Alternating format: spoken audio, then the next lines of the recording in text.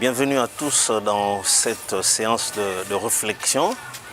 Une réflexion qui fera l'objet d'un grand événement. Vous le savez très bien, c'est depuis 1990 que l'histoire politique de notre pays a connu un tournant décisif, eu égard à ce vent-là qui avait soufflé sur le plan international, connu de tous, la perestroïka. Évidemment, ce vent qui nous avait amené à vivre un événement de taille, un événement qui nous a donné véritablement l'amorce du processus démocratique dans notre pays. Souvenez-vous, c'était le 24 avril 1990. Et ainsi, étant déjà au début du mois d'avril 2023, donc dans quelques jours, on aura à célébrer le 33e anniversaire de cet événement. Jour où le maréchal Mobutu déclara « Comprenez mon émotion ». C'est ce jour-là que le multipartisme, dans son sens un peu plus ou moins réel, a été effectif. D'où on a connu la multiplicité des partis dans leur libéralité de formation et d'activité. Qu'à cela ne tienne, en interne, il y avait un combat qui était amorcé bien d'années avant cette date du 24 avril 1990.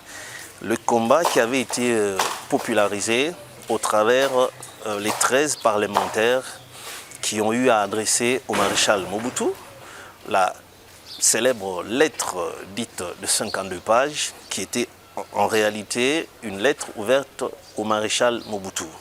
Une lettre qui, selon les expéditeurs, rappelait au maréchal sa mégestion, le mauvais système, parce qu'on se souviendra que souvent, l'un de ses leaders ne cessait de le dire, en l'occurrence Étienne Tshisekedi Wamulumba, pour ne pas le citer, qu'il n'était pas contre l'individu ou la personne du maréchal Mobutu, mais plutôt il était contre le système. C'est-à-dire le système qui avait été imposé ou instauré dans la gouvernance du pays par le président d'alors. Et depuis ce temps-là, nous vivons l'époque dite de la démocratie. Et jusqu'aujourd'hui, chacun peut faire un bilan par rapport à la période d'avant et la période dite celle de la démocratie ou de la démocratisation de notre pays. Est-ce la démocratie une valeur pour tous qui nous donne gage et garantie d'un développement, ou alors la démocratie serait une valeur qui ne viendrait qu'après que certains prérequis soient déjà établis ou soient déjà atteints?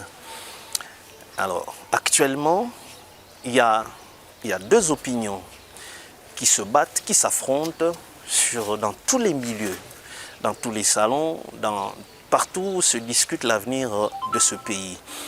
Notamment, ici nous parlons bien du citoyen congolais qui est très soucieux de son devenir.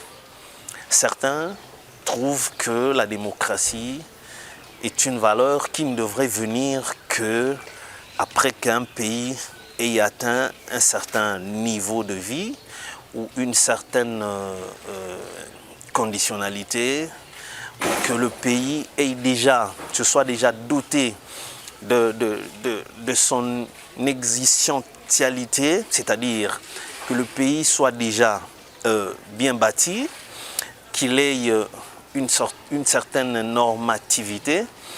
Alors, cela voudrait amener aussi cette opinion à dire que on recourt à l'établissement de la démocratie après avoir atteint un certain niveau de vie ou un certain niveau de vie effectivement par rapport à l'évolution de la nation.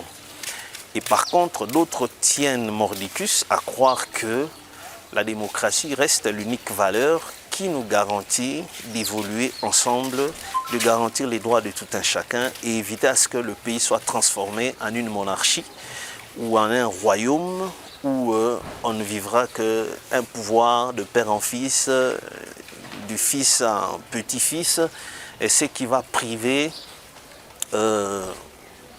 tout Congolais ou tout citoyen qui serait aussi ambitieux ou de proposer une alternative à ce niveau-là, entendez, à la magistrature suprême.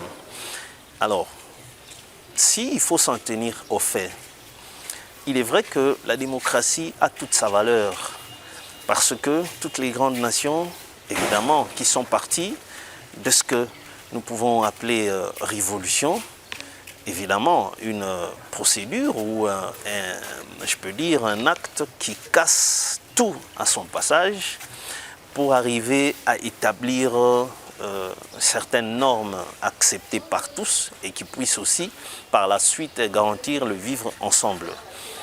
Évidemment, on peut recourir, certains évoquent des cas similaires, par exemple la Chine avec Mao Tse-tung, on a la Russie, on a le pays de Kim Jong-un.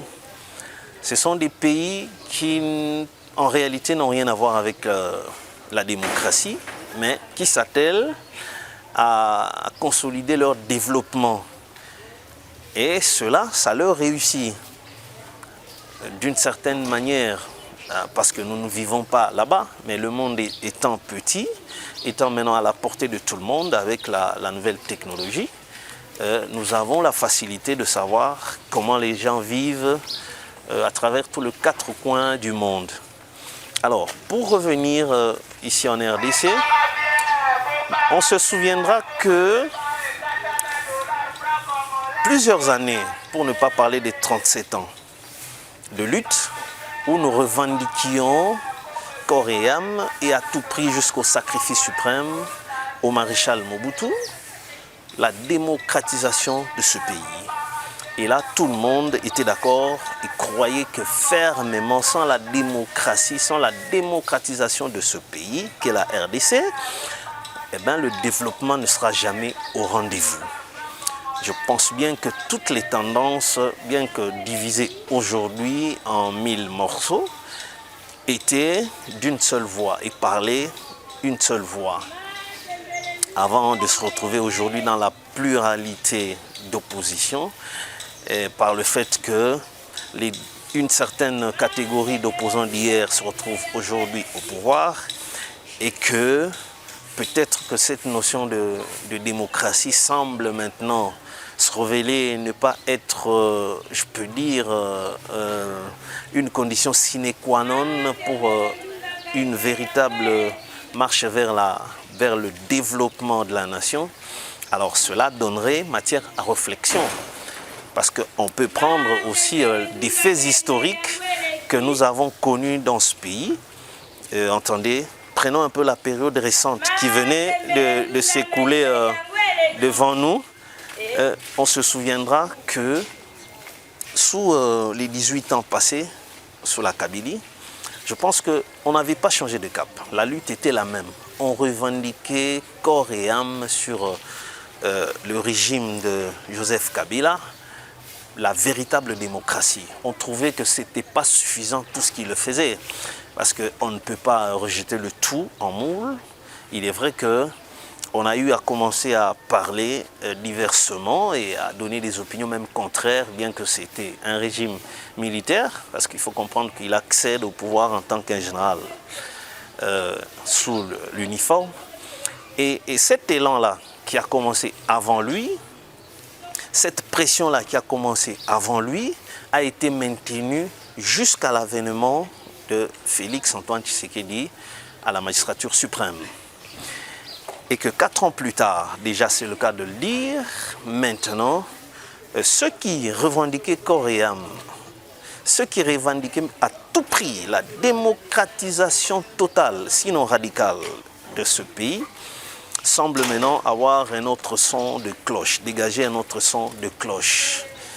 Comme quoi la démocratie ne serait plus cette valeur ou cette condition sine qua non pour atteindre le développement.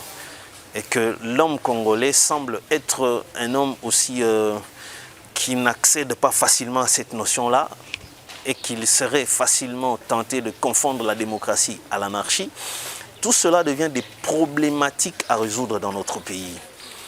L'on se souviendra aussi quelque part que nous avons eu à constater, par exemple, quand Laurent Désiré Kabila est arrivé, il a trouvé une certaine mentalité, notamment ici à Kinshasa, dans la capitale qui est le miroir de la République.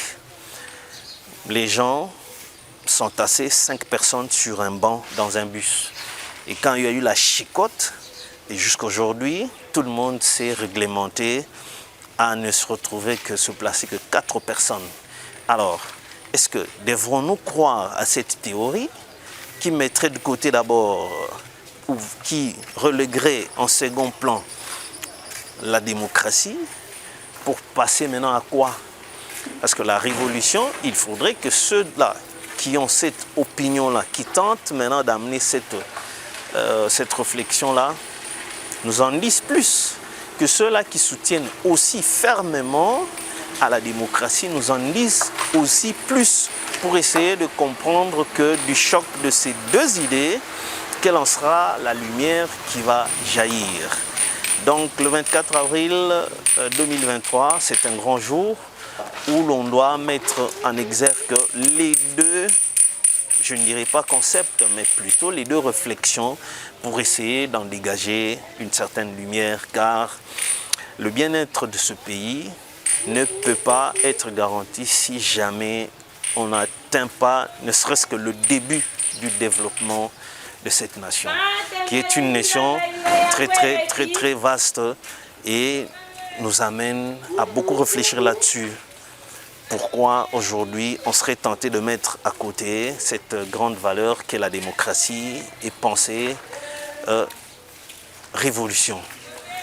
Je pense que notre réflexion n'est pas du tout une recommandation, c'est moins encore un point de vue, mais plutôt nous prenons les deux aspects qui se mijotent à travers les citoyens congolais.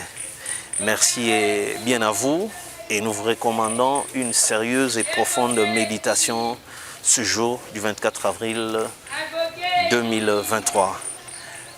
Merci à tous.